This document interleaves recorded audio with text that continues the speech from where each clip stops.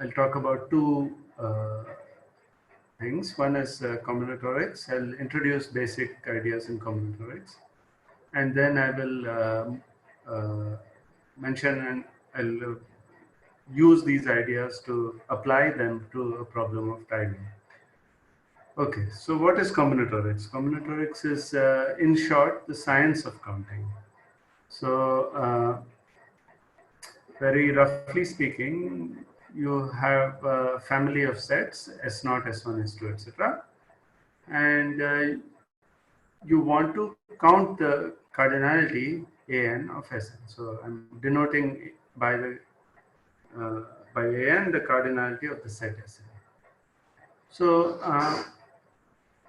throughout this talk, I will use a running example. So my running example for it will be that Sn is the collection of non-empty subsets of 1 through n. So the question is, what is the cardinality of Sn? So what is an? Now, I know that many of you already know the answer, but that's not the point. The point is we want to do this systematically. We want a systematic method of counting. So I don't care if you already know the answer, because in many other problems you will not know the answer beforehand. So in other words, we want a systematic method. We don't want to be clever. So this is an important point which I want to stress: how not to be clever. You might, by some trick, be able to solve one particular problem, for one family of sets. But if you're given some other family, you might be completely stuck. So what we want is a method that will work for a large family of problems. So that's the whole point. So what does it mean? So I want an answer. So what does that mean? So the question is, what is an answer? So you want some particular way of describing an, but what are possible? So I've given you the question, but what is an acceptable answer? So I should tell you that first. So the nicest thing would be an explicit formula for an.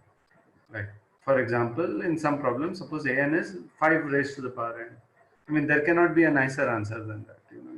It's explicit, it is short, it's easily computable, it is everything that you could want. But such things are rare. So one has to make do often with something a little weaker.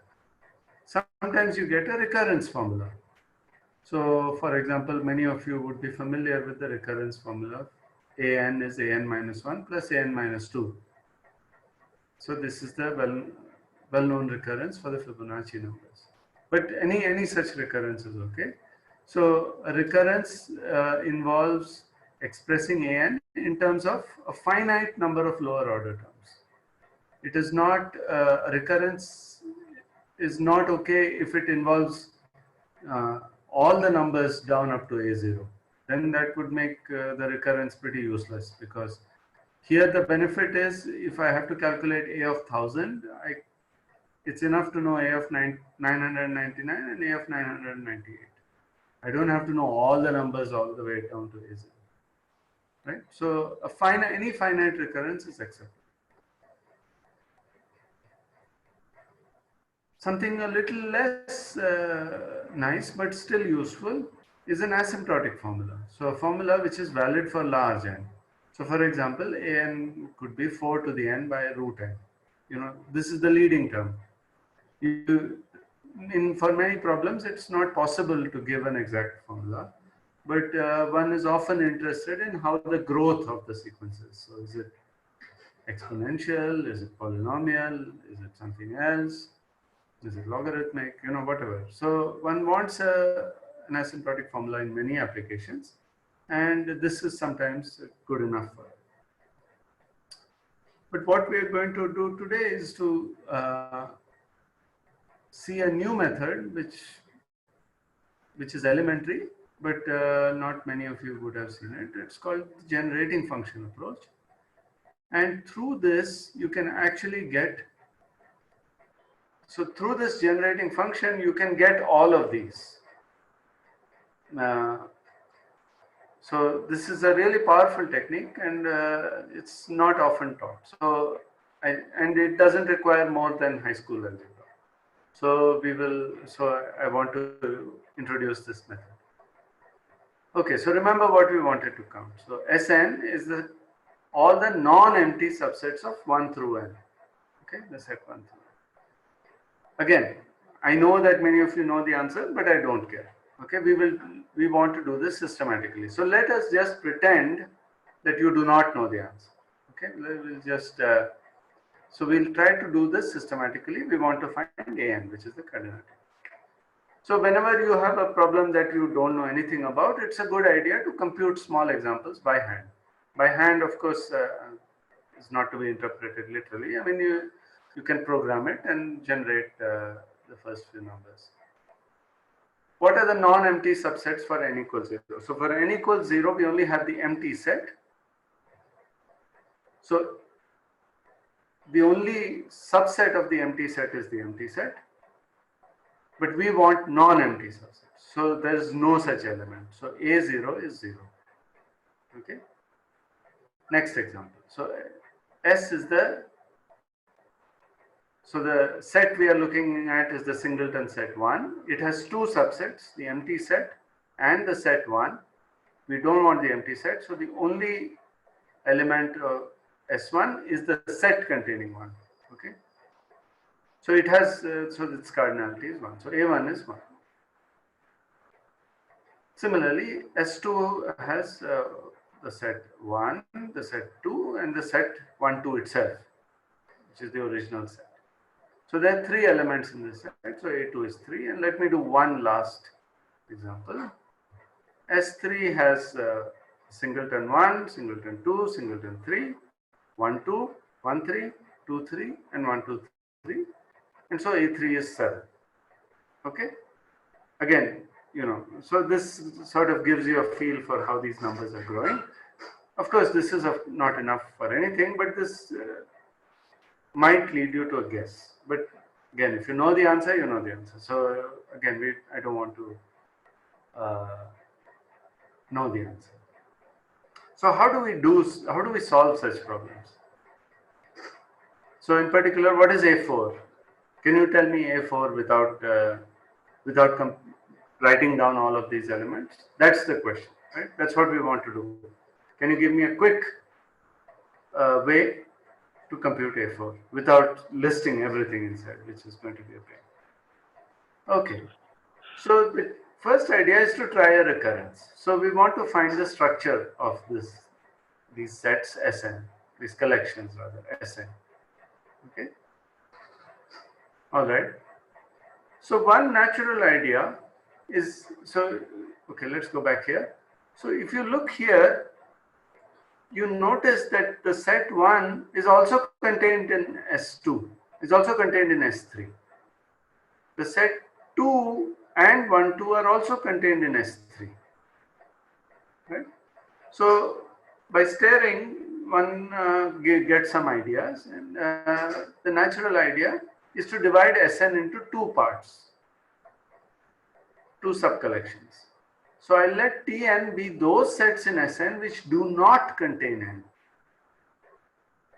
Okay, these are sets in Sn. Okay, don't get confused. And Un be those that do contain n. Okay. Now it's obvious that Sn is Tn disjoint union Un. There is no set that both contains n and does not contain n. So Tn intersection Un is empty. And any set in Sn either contains n or does not contain. So their union is all of us. Okay, so that's obvious. So let us see. Let's go back to S3. Here is S3, and let's divide it into those sets that contain 3 and those that do not contain. So the sets which do not contain 3 are 1, 2, and 1, 2, and the remaining are those that contain. Okay, so let me write them down. So here is T3, and here is U3. Now, if you are observant enough, you would notice that T3 is the same as S2. T3 is 1, 2 and 1, 2 and that's exactly S2, right? Okay, so that's the first observation. So, and it's easy to see that this is always going to be the case. If I take all the non-empty sets in Sn, which do not contain n, I am taking non-empty subsets in 1 through n minus, of 1 through n minus 1, which is by definition Sn minus 1. So Tn is exactly equal to Sn minus 1. So therefore the cardinality of Tn is A sub n minus 1. So that takes care of half of our problem. What do I do about the other half? Now, Un, by definition, every set in Un contains n. So suppose I delete it. So suppose I chop off the n from here. Then I get an empty set. I get the set 1, the set 2, and the set 1, 2. But those three are exactly these sets. So if we remove n from every set in Un, we get every set in Tn plus one extra set, the empty set. And why is this going to be true in general? If I remove n from the sets in Un, I'm going to get a set which does not contain n. But the caveat is that it could potentially be empty. That's where one has to take a little bit of care. So that's why it's good to do an example. So here I will get every set in Tn x plus one additional set, which is the empty set. Okay, that's there. And the cardinality of Tn we already know is A sub n minus.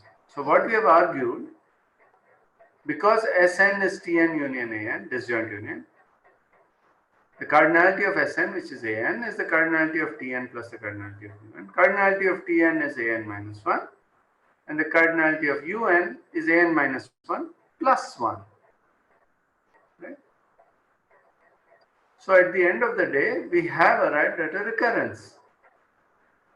We have managed to express An in terms of An minus 1 in some non-trivial way. Right? But a recurrence always needs an initial condition. This is just like what you do with differential equations. So if you have a first order differential equation, you need one initial condition. If you have a second order differential equation, I mean ordinary, then you need two initial conditions, like that. So here the recurrence is of first order. An depends only on An minus 1. So I need one initial condition. Right? So this is a recurrence of order 1. So we need only one initial condition. And remember, we already calculated what is A0. A0 is 0. Right?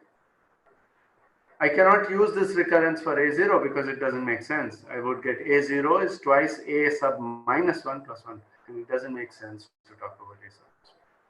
So we need to stop this recurrence somewhere, and the stopping is given by this initial condition. So let us check. If A0 is 0, what is A1? A1 is twice 0 plus 1, which is 1, which is what we have. Okay. And A2 is twice 1 plus 1, which is 2 plus 1, which is 3, which is 1.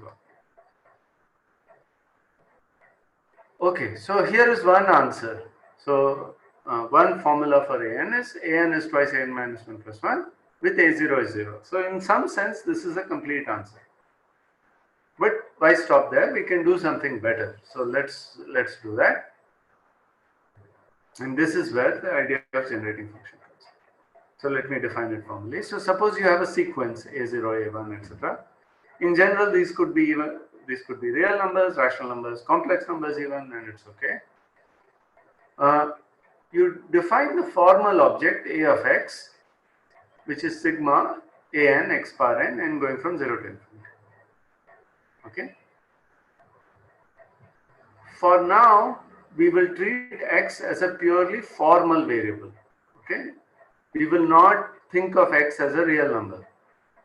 It's a formal variable in the same sense that you talk about polynomials. So when you write, when you work in the ring of polynomials with with coefficients in some ring or field, you're treating a polynomial as an algebraic object.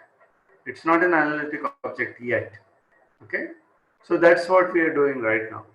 So this guy is an algebraic object which lives in a ring called the ring of formal power series.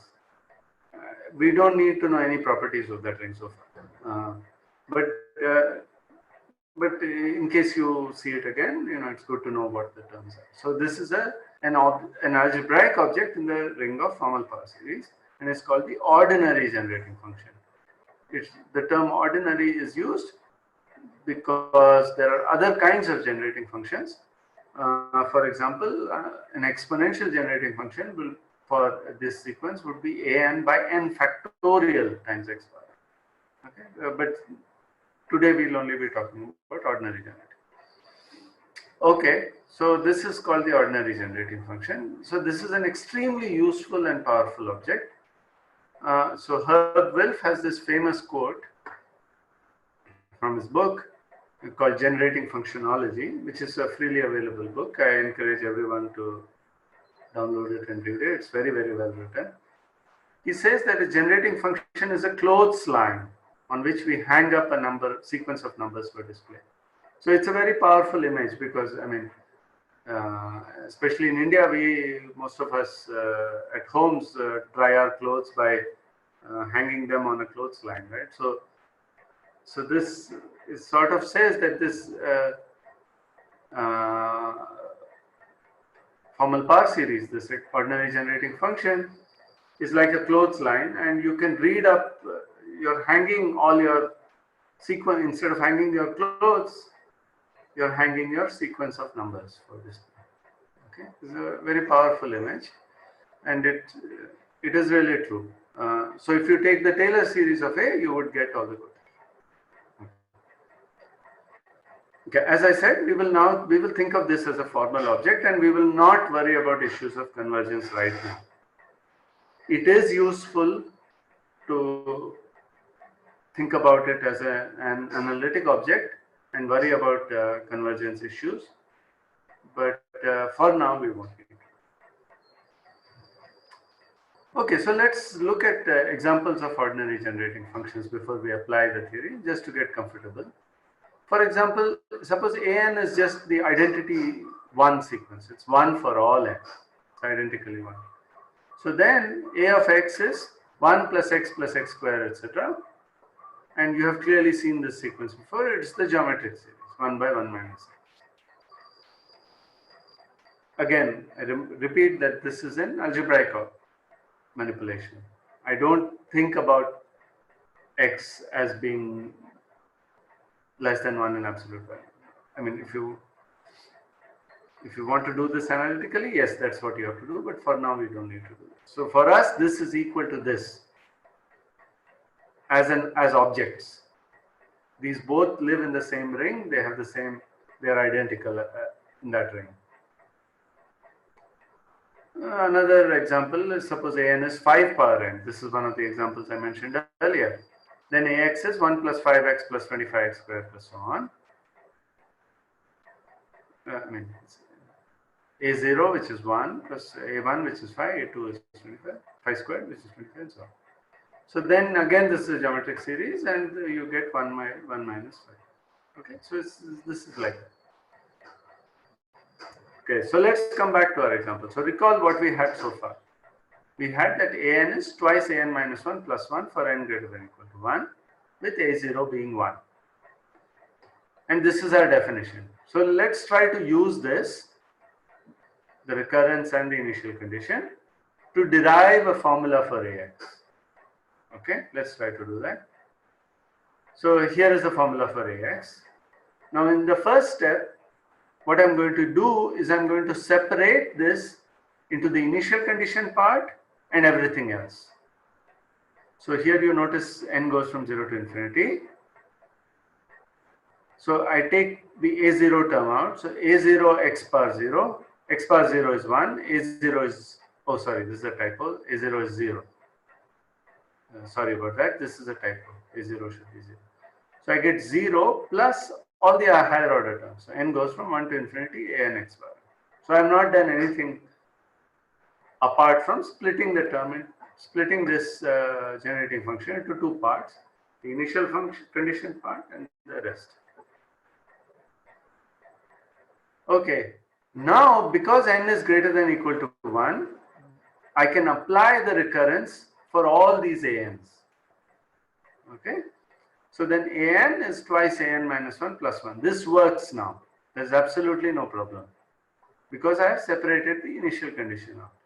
This was a 0, so it doesn't contribute in this case, but in general it could give you some contribution. Okay, so here what I've done is I've substituted an equals 2an minus 1 plus 1. Okay, and I remind you this is a typo, this should be a 0 and this is correct. Okay, so now, you know, since we are working in the ring, I can take this coefficient outside. I don't have to worry about any convergence issues, blah, blah, blah. So I take this 2 outside. So I'm going to split this into two sums. The first term is twice an minus 1 x to the n. I take the 2 outside. Okay. So I get n equals 1 to infinity again, an minus 1 x to the n. The other term is just x sum x power n and goes from 1 to infinity. Okay. So far so good. Now let me do some trivial manipulation. So here in this, for both these terms, I will shift the index. Instead of going from n1 to infinity, I'll go from 0 to infinity. So I'll replace n by n minus 1. Right? So then this goes from, so if you find this confusing, use some other variable. So let's say m, or I don't know, t is n minus 1. So then t goes from 0 to infinity. T is n minus 1, so I get at, and so I get x to the t plus 1. Okay, and I'm just shifting indices, nothing else. Here also I have shifted indices. I have put n equals 0 to infinity x bar n plus 1. So I've just like I shifted over here, I've done the exact same shifting. Okay, but now notice that I have this x bar n plus 1, so I can pull that x outside. If I do that, I get 2x sum n equals 0 to infinity an x power n, but that's exactly ax. So I get the first term, I get exactly 2x a power x. Okay, and the second term is a geometric series of the same kind that we have done before, except that it starts with x, not with 1. So it's x by 1 minus. Okay, so I have not done anything non-trivial.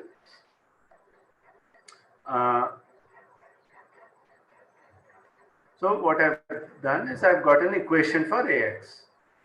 So ax is 2x ax plus x by 1 minus x.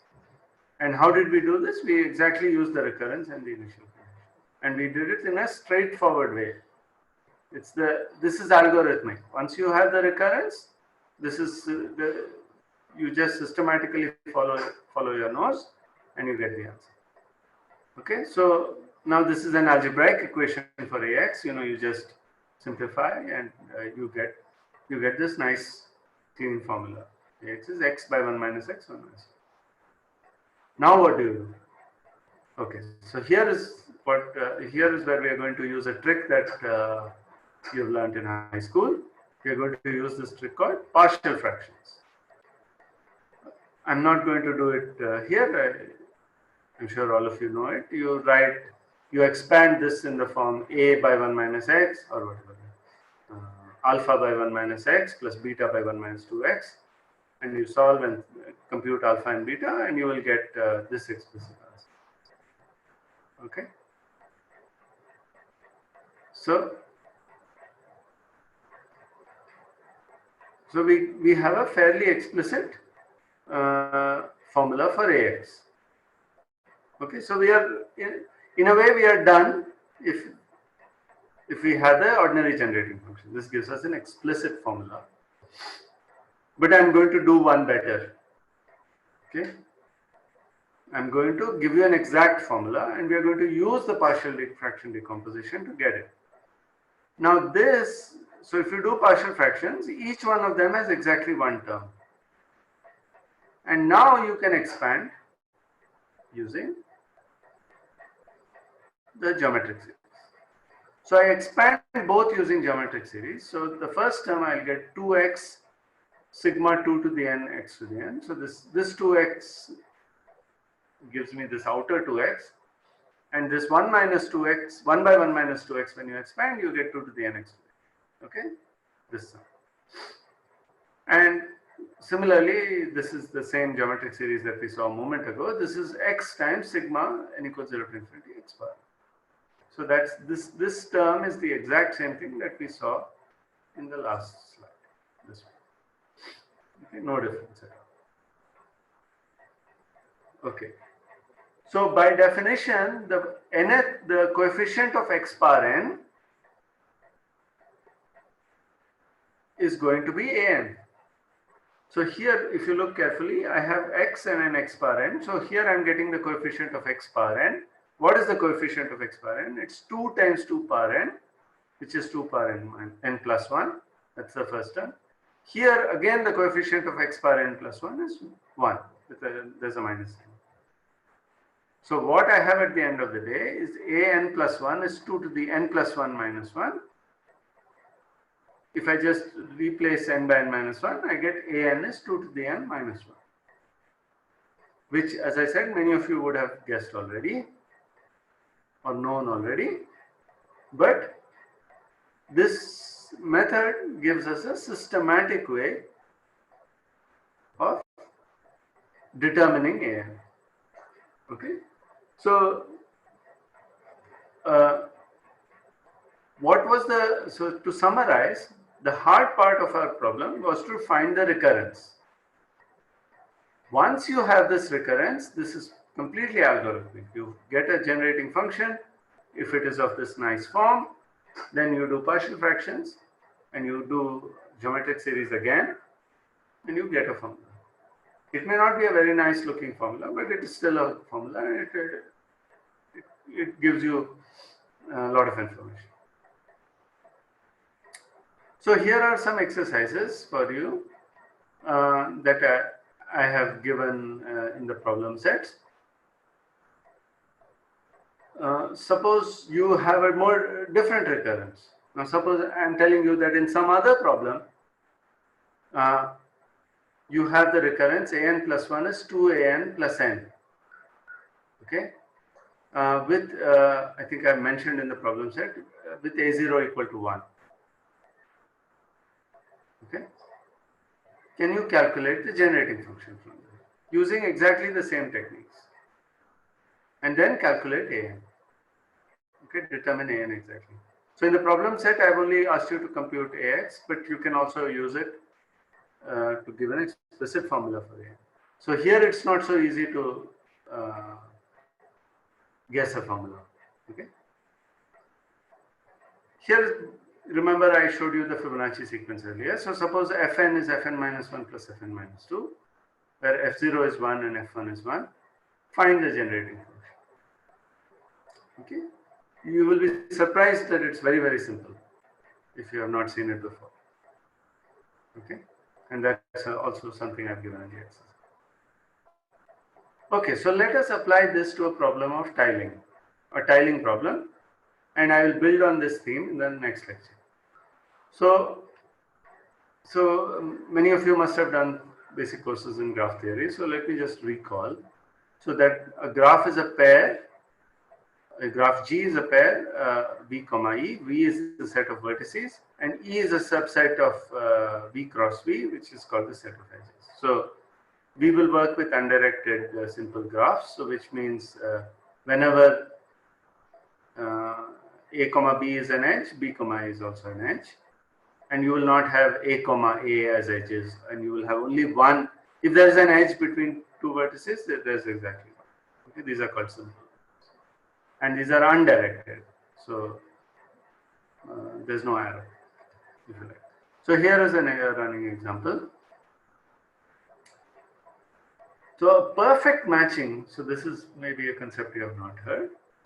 So a perfect matching of a graph is a subset of the edges, subset of E, such that no two edges share a vertex. So in this example, the graph above, so 1, 5, if I take the edges 1, 5, 2, 4 and 3, 6, they form a perfect match.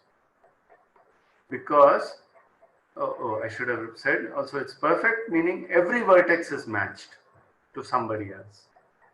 So if I take 1, 5, so this is not the only one, there are other examples. For example, but notice that 2, 5 cannot be can never be a part of a perfect matching, because if 2, 5 is, then where will 1 go? 1 has to be matched to somebody. 1 is only connected to 2 and 5. So 1 has to be matched either to 2 or to 5. So if I match 2, 5, then I'm doomed. That's impossible to find a perfect match. So as I said, 1, 5, 2, 4, 3, 6 is one example. Another example is 1, 5, 2, 3, 4, 6. Yet another example is 1, 2, 4, 5, 3, 6. And there is one more, and I'll leave it for you to find it. Okay. Maybe I'll ask you at the end. So the answer is 4. So I've only given you 3. I ask you to find one more. Okay. Okay. So here's a problem I want to work on. So the ladder graph is a graph that looks like a ladder, basically. So it has 2n vertices. Ln has 2n vertices, n on one side, n on one side. These are all adjacent. So all of these are I mean, every vertex here is connected to the vertex above it, and therefore also to the vertex below it. And they are matched in this way. So the ith vertex over here is connected to is adjacent to the ith vertex in this side. So it looks like a ladder. I mean, there's no better way to say it, I guess. So here is the ladder graph for n equals 8. This is L8. Okay. So you can figure out how many edges in Ln are there. So there is n minus 1 vertical edges on each side, because there are n vertices, so n minus 1 edges. So that's twice n minus 1, plus there are n horizontal edges. So that's twice n minus 1 plus n, so that's 3n. Okay, so now we want to calculate number of perfect matchings of Ln. Okay, so let us do that. First of all, notice that there is a perfect matching. There could be a perfect matching because the total number of vertices is an even number. If you have a graph with an odd number of vertices, it's impossible to find a perfect matching because every vertex has to have a partner. So if there's an odd number of vertices, at least one person will be left hanging. Okay, so let Ln be the number of perfect matchings of capital L. So how do we calculate Ln? So I leave it for you to check that L1 is 1, L2 is 2, and L3 is 3. Okay, you might think that L4 is 4, but that will be wrong. Okay. All right. Let us see. So let me let me show you how to. Let me give you a recurrence for how to calculate the number of matchings of Ln. So suppose V is this vertex over here. Okay, the top left vertex. Okay, it has two potential partners. This vertex on its right or the vertex below it. So suppose it is matched to the vertex on its right. Okay, then what I'm left with is a graph on n minus 1 vertices, and it's 2n minus 1, twice n minus 1 vertices, and that's precisely L sub n minus 1. It's the ladder graph L sub n minus 1. Right? If I chop off the top two. Okay, so if this guy is matched, if V is matched to its right partner, then I can match the remaining graph in L sub n minus 1 ways. Right? I mean, any one of them will give me any matching of L sub n minus 1 will, after adding this edge, will give me a perfect matching of Ln. Okay, that's one family. The other way V can be matched is by matching it below. But if this is matched below, what is going to happen to this guy? It cannot be matched over here because this is already matched to its partner. So what has to happen is this has to be matched to the guy below it. Right? So then what, this 2 by 2 block is taken care of, and what is remaining is the ladder graph L sub n minus 2. And now I can match that in any way I want to get a matching of Ln. And these two families are disjoint because in one case this V was matched to its right partner, and one case it was matched to its partner below. So they cannot possibly be equal. Okay? And they cover everything because V has to be matched somewhere. This is the perfect matching. It has to be matched either to its right or below, and I have taken care of both cases. So that's what I'm arguing here. So if V is matched horizontally, what remains is L minus 1. If V is matched vertically, its horizontal partner is also forced to be matched vertically. And so what remains is Ln minus 2. So what we have proved is that Ln is actually Ln minus 1 plus Ln minus 2, and therefore, if you check the initial conditions, I have got exactly that Ln is the n plus 1th Fibonacci. Okay? So somewhat surprisingly, the Fibonacci number enters in a completely different problem of tilings. We are in a sense tiling the graph by these edges or dumbbells. And so what we have shown is that the number of perfect matchings of Ln is the n plus 1th Fibonacci. It's n plus 1th because of our shift. So if I go back to the exercise over here, F0 is 0, F1 is 1, therefore F2 is also 1, F3 is 2, and F4 is 3. So here these are L1 is 1, L2 is 2, L3 is 3, and there it was shifted. F2 is 1, F3 is 2, and F4 is 3. So that's the shift. It's just because of the initial conditions. Otherwise, it's exactly the same. So here you need two initial conditions. L1 is 1, L2 is 2. And from there, you will find out that the answer is exactly the n plus 1. Okay, so I think, yeah, so I think this will conclude my first lecture. And thank you for your attention. And if you have any questions, we can discuss them.